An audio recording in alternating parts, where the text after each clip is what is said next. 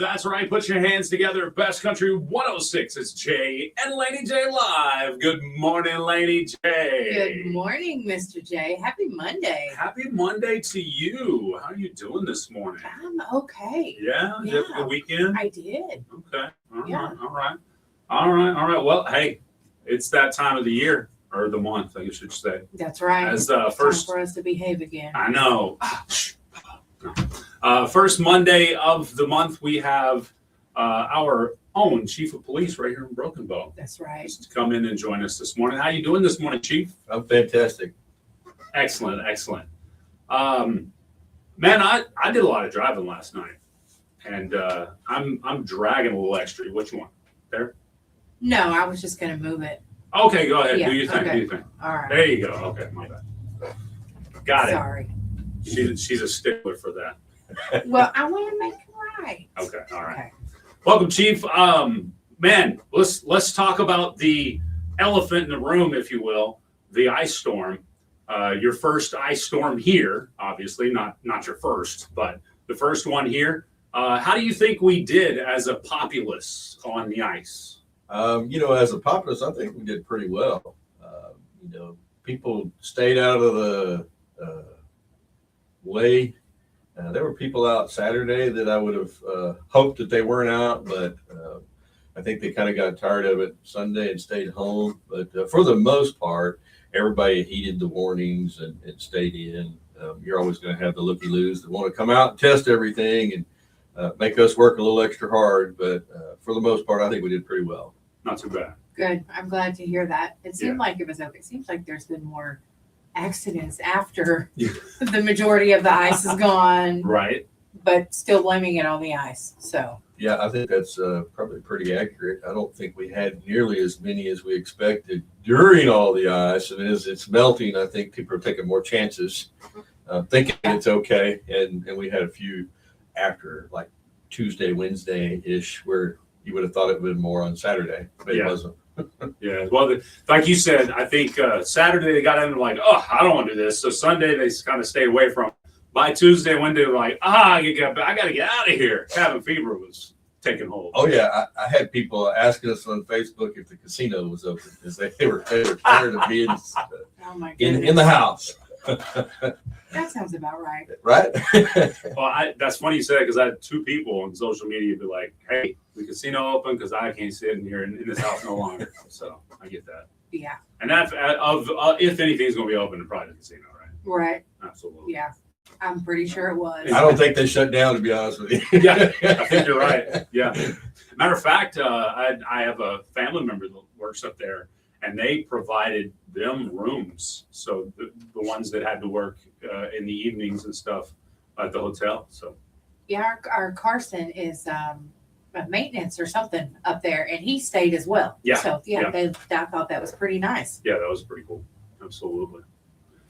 All right, I have a question for you, and I'm not going to ask this, and I'm not going to ask actual locations just because you don't want to give all your locations up. But how does the department decide where officers are placed any given day or night? A lot of that is determined by daily complaints that we may get, or things that we may observe, or just things that are a priority for us. Obviously, safe driving is a priority for us. So there's so many locations that we can set up to slow people down, actually make people stop at stop signs. It's not a suggestion. It really is. You're supposed to stop. And so a lot of that, like when we have accidents, we may be, I see you over there, Laney J. We are supposed to stop. I'm just saying. Yeah. That's why it's really big letters and it's easy to read. I've just never heard it put that way. It's not a suggestion. It's really not. This isn't California. Yeah, it's not the California roll. Yeah, exactly. But a lot of it is we determine those, and then sometimes it's visibility. Obviously we would want to be out more than we are now. With the weather, we're limited sometimes. And so it really just depends on what's going on, time of year, complaints, and just overall safety. Okay. Makes sense. Yeah, that was a good question. Thank you. Yeah, you got your thinking cap on. Thought that one up with my foggy brain this morning as it is. No. Good job. You should be foggy more often. Well, did you have one then, Miss Sharp? No, I left it up to you. I'm not that sharp. My brain's sharp this morning, and I can't think of anything. What's the biggest mistake people when they call 911? What's the biggest mistake besides? And I think the obvious answer would be that it's not an emergency. So maybe not having the information to give the officers on how to get to where they are, something along those lines. What's some of the big mistakes people make when calling 911? I think you hit the nail on the head. The first one is that it's usually not an emergency. It is for you because you're dealing with the worst thing. You think it's an emergency. It's like all of us when we have that moment. Right. The other thing is that, you know, when you get amped up and you throw in some emotions, you forget things. And so, I mean, our job, you know, when we answer that phone is that we have to ask you all these questions so that we can provide the right response. And that may be that we send somebody right away, that we do some research on our way there or prior to getting there, you know. So a lot of it is that you forget the basics, your address, you forget, you know, to tell people your name, the complaint. And obviously some people want to be anonymous because they're calling in tips for things that they don't want to really be involved with. But those are the main things, is that, you know, you get emotions involved and you stop thinking. And so, and sometimes people get irritated because we're asking those questions, but the better you answer them, the better we're able to help you. I'm on the corner of the highway, you know, by the old general store location. Well, that general store was closed in 1901, sir, and none of the officers were alive. So That's right. And crazy enough, that does happen. Yes. Because somebody that's been here forever Yeah. calls, and we don't have that person that's been here forever anymore. And so they tell, oh, you know, the old, and they're like, no, I don't know. So you're having to ask more questions to actually find out where that location is. So having that actual physical address and clearly stating what the emergency is would probably be some very good things to have when you're dialing 911. But like you said, they're in a hurry. They're, you know, frantic for whatever reason. So I could see how that would be something lost on you. Yeah, absolutely. Do you have anything new going on? When is our next coffee with a cop? You know, I knew you guys were going to ask me that. I thought about this yesterday, and I was like, you know what? I know they're going to ask me, but here's my excuse. Okay, I don't have one planned yet, but I will. The snow the ice last week really threw me off because we were dealing with all of that, and so folks that I normally would have contacted, I didn't get to because nobody was, you know, really until Wednesday. Nobody started opening back up. And so I'm delayed about a week or two. It's so, okay. Just let us know whenever you get it scheduled. Yeah, we'll make that announcement. You know, it's kind of busy and then hit. And so we will get it scheduled, and I will let you guys know. I knew you guys going to ask me. Are y'all still hiring? We are still hiring. I've got 3 openings. But the good thing is I got 3 at the academy right now. So we're building the staff up.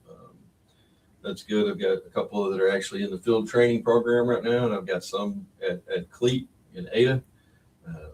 So we're getting there. And do you have enough detention officers?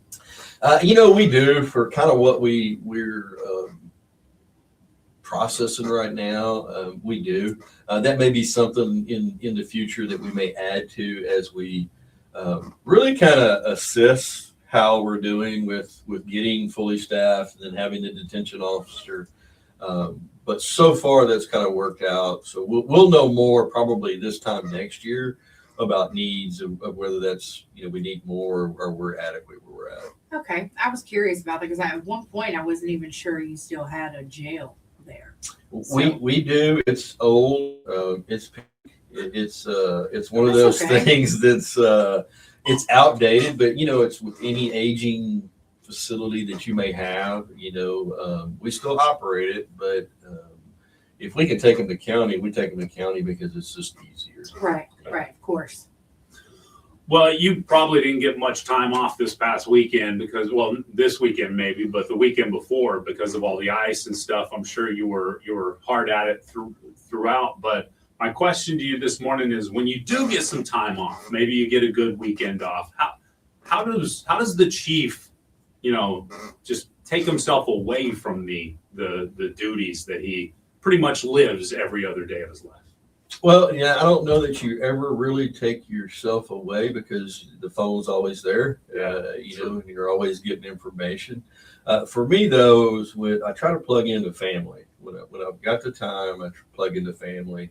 And then when family's not around, I'm a writer and I teach classes. And so I kind of plug into building those things and doing research and writing. And it gives me that escape. Just to build something that will help somebody later. And anybody, it's just anything that you choose to do that with. Sometimes I work out, not nearly enough. But anything that you can do that gives you a distraction that you can, spend some time where you're not constantly thinking about the job, works.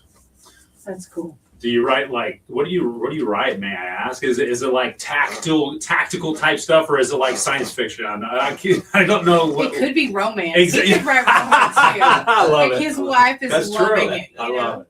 Well, I do not write romance. I don't write science fiction. I'm really, everybody listen, I'm not really a tactical guy. I know tactics, but I'm not a technical guy. I don't live and breathe guns and knives and all the stuff that goes with it.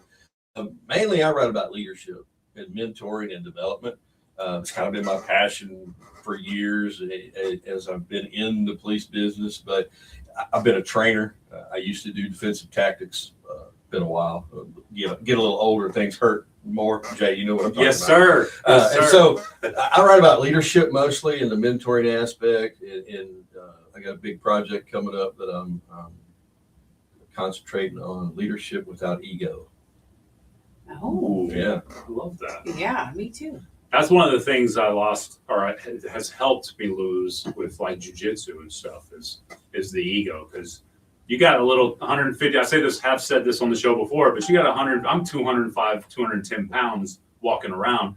You got a 155-pound guy wrap you up and could pretty much put you to sleep whenever he chooses. That's a humbling experience. For sure. And it happens to everybody out there. There's always somebody that can, so you always have to be aware that they might be able to. And I think that taught me, I don't want to, I'm not going to engage if I don't have to ever. Right. And, ego is one of the things, I don't care what business you're in or what you're doing. It's the one thing that gets you in trouble. Now, don't misunderstand me. Sometimes the ego has to be there. Things that you do, but it can get us in a lot of trouble. Plenty of examples out there if we just did a little research. But if you use your ego appropriately, it can help you, rise to the top of what you're doing. But if you have too much of it or can't keep it in control, then it can destroy you as well. 100%. Man, Chief, this has been awesome. Anything else, Laney J? No, I think that's it. Make sure you let me know when your next. Yeah. Thorough. That was very thorough. Next. Yeah, I will let you guys know. You guys never told me to stop, but I was kind of tagging y'all throughout the week and our pictures and everything, just putting information out there. So we appreciate it. Yes, whenever we do, I'll make sure that I perfect. Especially the funny stuff. Yeah.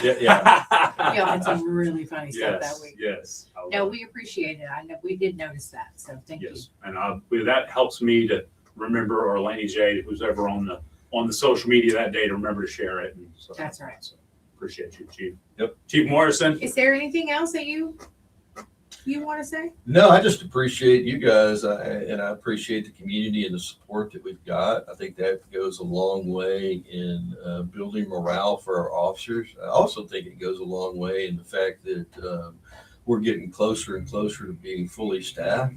I don't think that's by accident. I think there's a lot of things that we've done over the last almost 8 months that our goal is to make a difference, and I think that we are, both internally and externally. And we can't do that without the support of you guys and the community. And so I just want to say thank you to Broken Bow for supporting us and always being there when we need you guys. Just a little lift here and there. I appreciate that. That's awesome. I'll be honest, I think Chief Morrison has thanked us physically more than any other entity I've ever dealt with. And yeah. Because we usually, I think that's, and not that they're wrong for that. It's just they don't think, well, the radio station doesn't need a little of us to think, to shout them out on social media. But it's nice on occasion to get a hey, thank you for what you guys do for us too, because you know, we're the media, and maybe some people don't like the media as much, or they, Yeah, you guys get a bad rap just like we do. I mean, and I learned early on that, you guys got a job just like we do. And part of that is if we communicate with each other, then we don't ask nearly as many dumb questions in the middle of something as we feel like gets asked, because you guys got to ask some of the crazy questions because that's what sells. That's true. That's true. And we have to be partners in this because, again, we all want the same thing. We want to entertain folks. Okay? That's y'all's job. We don't necessarily entertain, but we want people to be safe, and we want people to enjoy Broken Bow. And so we all have the common goal in there. That's is right. to make this place a place where people want to come, you want to visit, you want to live, but make it memorable either way. I love that. That's good. Chief, we always appreciate you. We do. We look Thank you. forward to it every month. Me too. I appreciate you guys having me on. I do look forward to it every month. Awesome. Good. Awesome. All Well, right, we'll see you great. again in March then. Sounds good. Thanks, Chief. And let us know about that coffee. Absolutely. Sounds